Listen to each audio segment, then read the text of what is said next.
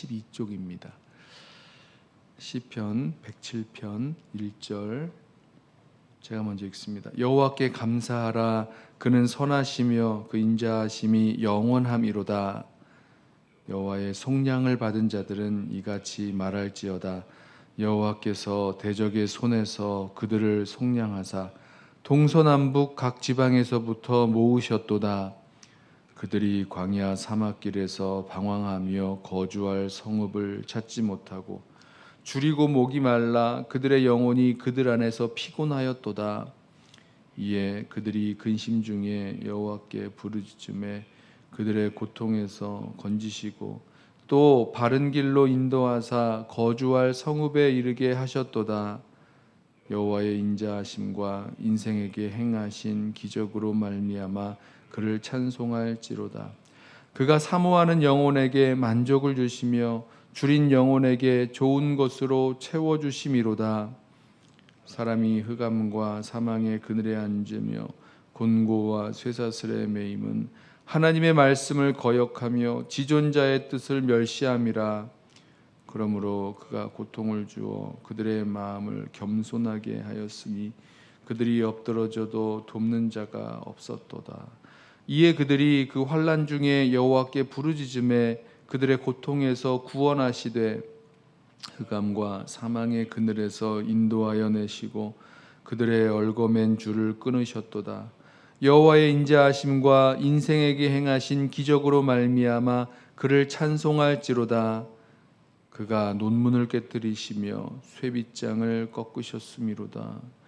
미련한 자들은 그들의 죄악의 길을 따르고 그들의 악을 범하기 때문에 고난을 받아 그들은 그들의 모든 음식물을 싫어하게 되어 사망의 문에 이르렀도다. 이에 그들이 그들의 고통 때문에 여호와께 부르짖음에 그가 그들의 고통에서 그들을 구원하시되 그가 그의 말씀을 보내어 그들을 고치시고 위험한 지경에서 건지시는도다. 여호와의 인자하심과 인생에게 행하신 기적으로 말미암아 그를 찬송할지로다. 감사제를 드리며 노래하여 그가 행하신 일을 선포할지로다. 아멘. 시편 107편은 하나님 앞에 감사와 찬양을 올려드리는 감사 시편입니다. 우리의 요 근래의 찬양에도 많이 인용하는 그런 감사의 구절이죠. 여호와께 감사하라. 그는 선하시며 그 인자하심이 영원함이로다. 하나님의 선하심과 인자하심이 영원하다는 것이 감사의 이유고 또 그러기 때문에 하나님 앞에 우리 모든 성도들이 감사와 찬양을 올려야 할 것을 촉구하고 있습니다. 먼저 이 말씀을 보면서 우리가 주님 앞에 감사해야 할 이유가 있는데 우리 여러 가지 감사해야 될 이유들이 있죠. 실제적으로 건강 때문에 감사하고 하나님께서 주신 어떤 환경적인 어떤 축복 때문에 감사하고 또 물질 때문에 감사하고 여러 이런 감사의 이유들이 있는데 그 감사의 이유들을 잘 생각해 보시고 살펴보시면 결국 그 모든 감사의 이유들의 근원에는 하나님의 선하심과 그 인자하심이 담겨 있습니다. 하나님이 선하신 분이시고 또 인자하신 분이시기 때문에 그리고 그것이 변치 아니하시고 영원하기 때문에 우리에게 감사해야 할 수많은 이유들 그런 조건들이 되어 주시는 거죠. 그래서 이 시편 107편 이 기자의 이 시인의 감사는 다른 것 때문이 아니라 하나님의 그 성품 때문에 선하시며 그 인자하심이 영원하신 그 하나님의 그 성품 때문에 하나님께 감사하라, 하나님께 찬양하라 이렇게 명령하고 있습니다. 저와 여러분에게도 하나님께 감사하고 찬양해야 될 분명한 이유, 똑같은 이유가 있는 거죠. 오늘도 여전히 하나님은 우리들에게 선하시며 그 인자하심이 영원하시기 때문입니다. 그 선하시며 인자하신 하나님께서 행하신 우리들 가운데 행하신 그 모든 일들을 보면 그 일은 구원이라고 말할 수 있습니다. 여기 보면 2절에서 속량을 받은 자들 이렇게 말씀이 나오죠. 여호와의 속량을 받은 자들은 이같이 말할지어다. 여호와께서 대적의 손에서 그들을 속량하사 동서남북 각 지방에서 모으셨도다. 속량, 값 주고 사셨다는 뜻인데 우리 쉽게 말하면 구원이라고 생각하면 됩니다. 어딘가에 막혀 있고 묶여 있고 또 종노릇하고 또 근심과 고통 속에 어떤 의미에서는 이제 눌려 있는 그런 상황이죠. 자, 그런 상황 속에서 하나님께서 구원해 내주셨고 또 구원받은 성도들은 하나님을 이렇게 감사하고 찬양해야 될 분명한 이유를 가지고 있습니다. 이어지는 말씀을 보면 비슷한 내용들이 이제 반복이 되는데요. 그 반복되는 그 감사의 하나님께서 구원하신 그 구원의 모습들 반복되는 내용을 보면 근심 중에 하나님께 부르짖는다. 또 환난 중에 하나님께 부르짖는다. 또 고통 때문에 하나님께 부르짖는다. 여호와께 부르짖는다라는 말씀이 반복됩니다. 4절을 보세요. 여러 가지 어려운 상황 속에 있었을 때에 6절 그들이 근심 중에 여호와께 부르짖음에 그들의 고통에서 건지시고, 그러니까 부르짖을 때 하나님 앞에 나와서 부르짖을 때 하나님께서 그 고통에서 건져 주셨다는 겁니다. 13절도 보시죠. 이에 그들이 그 환난 중에 여호와께 부르짖음에 그들의 고통에서 구원하시되 말씀합니다. 또 19절 보실까요? 이에 그들이 그들의 고통 때문에 여호와께 부르짖음에 그가 그들의 고통에서 그들을 구원하시되. 그래요. 하나님 앞에 살아나가는 성도들의 삶 속에서 여러 가지 일들이 펼쳐졌습니다. 제일 처음에 이 6절에서 이 근심 중에 여호와께 부르짖었다라고 할 때 이 근심 중에 있었던 이유는 아마도 그들의 상황이나 형편이 너무나 어렵고 힘든 상황과 형편이었던 것 같습니다. 사막에, 광야에, 또 막 줄이고 목이 마른 그런 어떤 면에서 우리로 말하자면 경제적인 그런 부분도 담겨 있겠죠.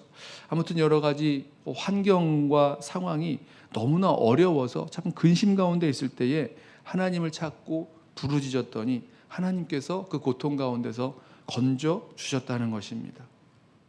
또 13절에서 이 환난 중에 여호와께 부르짖었다라고 말씀하고 있는데 여기서의 이 환난은 이들이 이 하나님의 백성이 당한 그 고통 중에서 하나님의 이 죄악 때문에 하나님의 말씀을 제대로 순종하지 아니하고 자기 뜻대로 살아가던 그 하나님 백성의 그 죄악 때문에 얻게 된 하나님의 그 진노, 하나님의 그 징계 가운데 받은 그 고통 같습니다. 여기 보면 11절에 하나님 말씀을 거역하며 지존자의 뜻을 멸시했다라고 말씀하는데 그 일 때문에 하나님께서 고통을 주셨어요. 그리고 그 일 때문에 이 고통 가운데 환난 중에 하나님께 부르짖게 되었다는 겁니다. 그렇죠.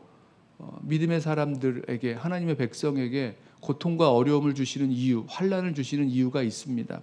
왜 그렇습니까? 자신의 이 잘못된 그런 죄악을 깨닫게 하시고 그 속에서 하나님을 자신의 그 연약함을 발견하고 자신의 죄악됨을 발견하고 하나님을 찾고 부르짖게 하시려고 그렇게 징계하시는 거죠. 그 징계 중에 하나님께 부르짖습니다. 그랬더니 어떻게 하십니까? 13절에서 그들의 고통에서 구원하셨다라고 말씀합니다. 그 이어지는 말씀을 보면 이 흑암과 사망의 그늘이라는 말씀도 나오고 또 그가 논문을 깨뜨리시고 쇠빗장을 꺾으셨음이로다. 이 말씀은 어떤 이 성벽, 성 같은 것이 비유적으로 표현되어 있는 거죠. 자, 그것은 이 하나님의 백성이 이 죄나 이 악에 이렇게 묶여서 살아가고 있는 그런 모습들을 의미한다라고 생각합니다. 그러니까 눌려 있는 거죠. 죄에 종살이한다. 로마서에서는 그렇게 표현하는데요. 그렇게 묶여 있고 갇혀 있고 죄에 종살이하며 살아가고 있는 그 곳에서 하나님께서 그 죄의 그 결박을, 죄의 사슬을 끊어내시고 자유케 하시는 그런 구원의 역사를 베푸셨습니다. 언제요? 고통 중에 하나님께 부르짖었을 때에 그렇게 구원해 내십니다. 그리고 마지막에 나온 그 부르짖을 때에 구원하시는 모습도 비슷한 것 같습니다. 죄악의 길을 따르고 있었던 이 이스라엘 백성들, 하나님 백성들이 그 죄악 때문에 이 죄의 결과로 이 어려움 가운데 또 고통 가운데 있을 때에 하나님께 부르짖게 됩니다. 그리고 그 고통에서 구원하셨죠. 그것 때문에 하나님께 찬양하고 하나님께 감사해야 될 이유가 분명히 생기죠. 오늘 말씀을 보면 분명히 하나님 앞에 감사하고 찬양해야 될 이유가 하나님의 구원을 경험한 모든 성도들에게는 있음을 발견합니다. 때로는 우리가 하나님 앞에 감사할 게 하나도 없다.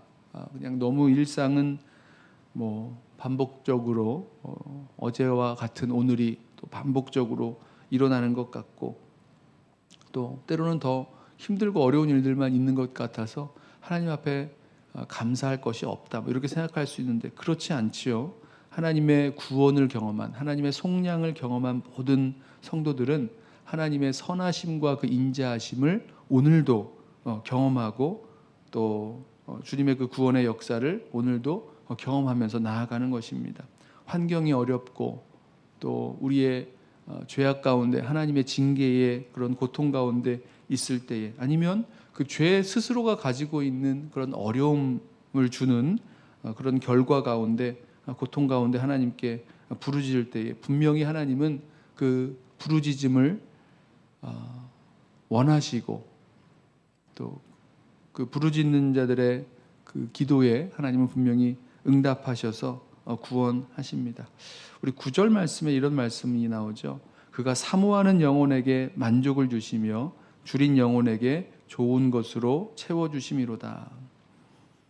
여러 가지 상황과 또 자기 자신의 실수와 실패 때문이기도 합니다만은 이 상황 속에서, 어려움 속에서 우리 마음 가운데 생긴 그런 사모함과 간절함, 자, 그것을 하나님은 그것을 가지고 하나님께 부르짖는 자를 하나님은 채워주시고 또 만족하게 해주시는 그런 구원의 하나님임을 기억하면서 오늘 여러 가지 상황 속에서 주님 앞에 간절히 부르짖고 또 구하면서 나아갈 수 있는 저와 여러분 되기를 소원합니다. 그때에 오늘 말씀처럼 하나님께 부르짖음에, 근심 중에 부르짖음에 고통에서 건지시는 하나님의 구원의 역사를 우리 모든 성도들 함께 경험하며 또 나아갈 수 있는 오늘 하루 되시기를 주님의 이름으로 부탁하며 축원합니다. 기도하겠습니다.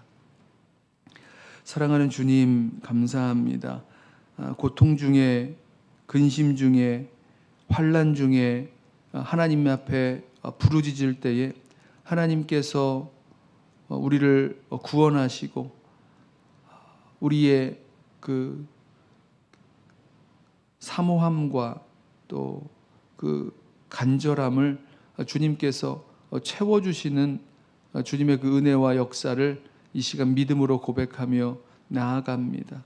주님, 시편 107편의 기자처럼 우리 모든 성도들의 입술에서 하나님의 인자하심과 그 선하심이 영원하기에 주님을 함께 찬양할 수 있는 그런 찬양의 입술, 감사의 입술 되게 하시고, 오늘 하루도 우리 삶에서 늘 구원의 역사를 베푸시는 그 주님을 경험하고 또 믿고 믿음으로 나아갈 수 있도록 우리 모든 성도들을 붙들어 주옵소서.